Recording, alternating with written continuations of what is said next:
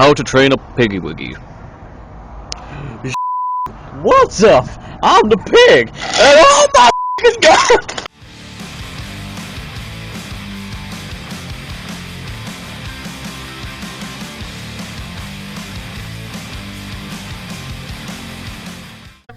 Disclaimer. This is an opinion. So what do you reckon? Sound off in the comments below and have a great day. Catch you next time. No, just kidding. I have been hoping to make a follow-up to my worst Dalek story ever video for a while, considering making a sequel called The Second Worst Dalek Story Ever. But here is the thing. My knowledge of modern Doctor Who far outweighs my knowledge of classic Who, and while I have seen a fair wealth of classic Doctor Who stories, especially Dalek stories, it's safe to say that the peak of my appreciation for Doctor Who was over a decade now. So it has been a long time since I properly delved back into the backlog of classic Who. So if I were to rank Dalek stories, I would probably stick exclusively with the modern timeline, for now at least. But if you want a promising Doctor Who YouTube channel that probably has more of a knowledge of classic Who than I do, then be sure to check out Tharries on YouTube. So for me, the second worst Dalek story of the modern timeline in my opinion is Resolution, but I've spent like 3 videos talking about that, and several of what a letdown Chris Chibnall's show running has been so far. But I think we've heard enough about him, and I don't just want to become a big massive troll because, well, he is my son after all, and ultimately, even though his writing isn't to my taste, I'm still proud of him for where he is today. It is enviable, even if his work has been embarrassing to the Pup family legacy.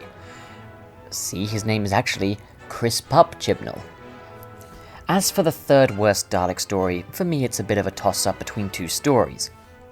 Daleks in Manhattan is a superb first part for a 2-part Dalek story.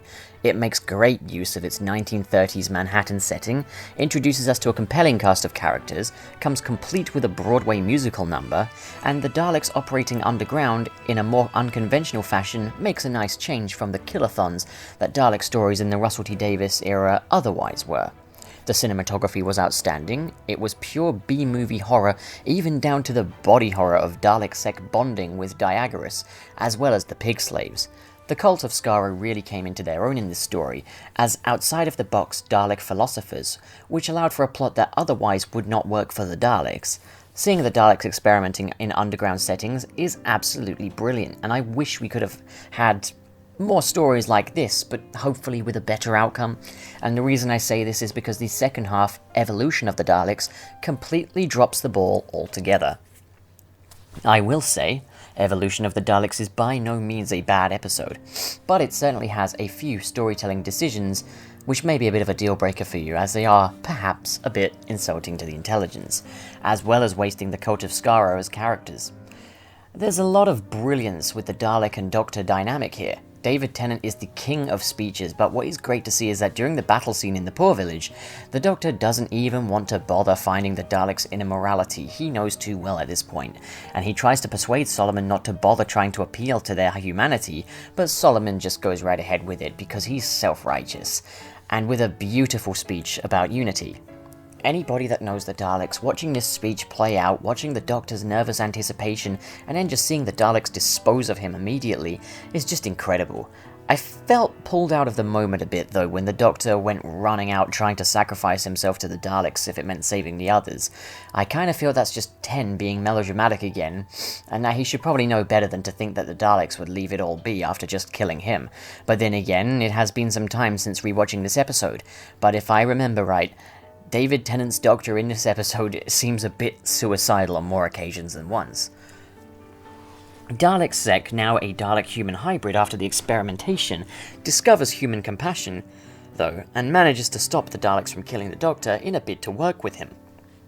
It's interesting to see Dalek Sec's evolution, now with his humanity and how the other Daleks react to this, and very satisfying to witness the Daleks rejecting his humanity and bringing him down, eventually to his death. As well as seeing the Doctor grow to care about Dalek Sec. It's a very unconventional Dalek story, and on paper it all sounds excellent, and that's because much of it really is. It's all about the fall of the Dalek philosophy, and the Dalek recognizing that total hostility and hatred have led them to what seems like extinction, and attempting to do something about it, but a tiger can't change its stripes. I just love how much of an eye-opener this is for the Doctor, though, even leading him to attempt to appeal to Dalek Khan, the final Dalek at the very end. It's just constantly seeing the Daleks just be, well, Dalek. Okay, now we come to the issues.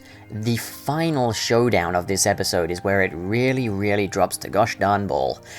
Because the episode other than this has actually been really good. So the Daleks fused Dalek and human DNA through a carefully coordinated lightning strike by attaching Dalekanium to the Empire State Building, and as the lightning works its way down, it reaches the Daleks' human subjects, and they gain the mental faculties of a Dalek as well as being granted Dalek weaponry. Dumb. And I'm not really convinced by that being the procedure, but okay, it's all in the name of B-movie silliness, I'll accept that. But as an ultimate last-ditch effort, this was really stupid. So to thwart this, the Doctor holds onto the top of the Empire State Building, getting caught up in the blast, fusing his Time Lord DNA with the Dalek humans, causing the Dalek-human hybrids to question their nature before attacking the cult of Skaro.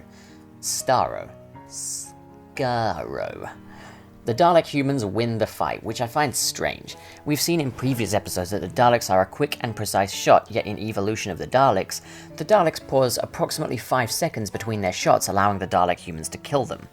It takes a few shots to kill a Dalek, yet the Dalek humans can be killed instantly, and all of this comes after a sequence where the Doctor is literally commanding the Daleks as to how to control their soldiers, and the Daleks actually doing as they're told. What? What's so bizarre about all this is how easy it would be to fix this with a script edit.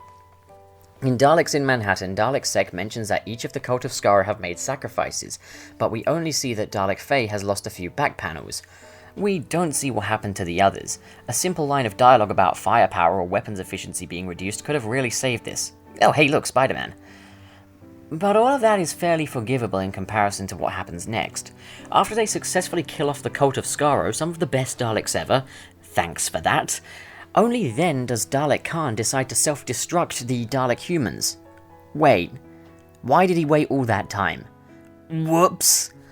They could have simply included a line of dialogue where Dalek Khan mentions a failsafe, but it's not ready yet or something like that at least. It is really unclear what the Daleks' abilities are in this story. This is the trouble with this story though. It's so fixable in hindsight, really easily.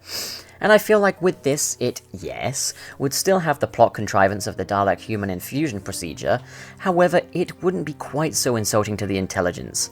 With all that said, the episode is directed extremely well, visually gorgeous, and doesn't really violate any long-term lore. It's enjoyable at least.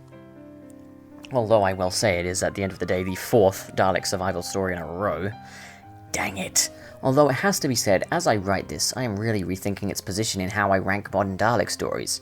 Okay, well, let's talk about my other 3rd worst modern Dalek story, or possibly 4th.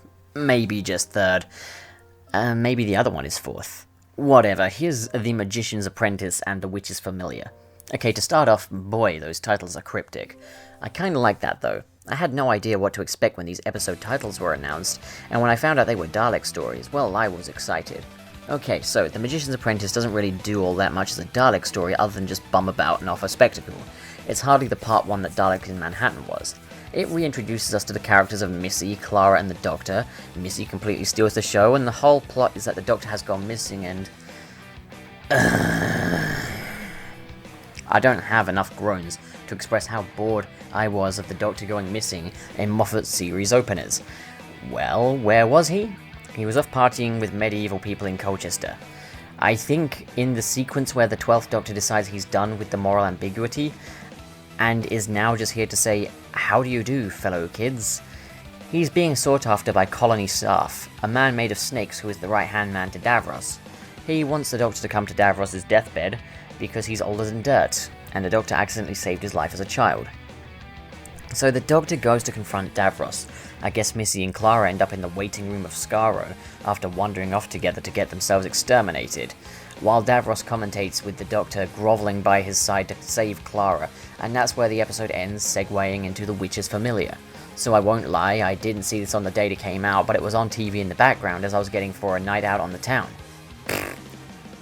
And what I saw was the Doctor in Davros' chair hanging out with the Daleks, so here's what I thought the episode was going to be.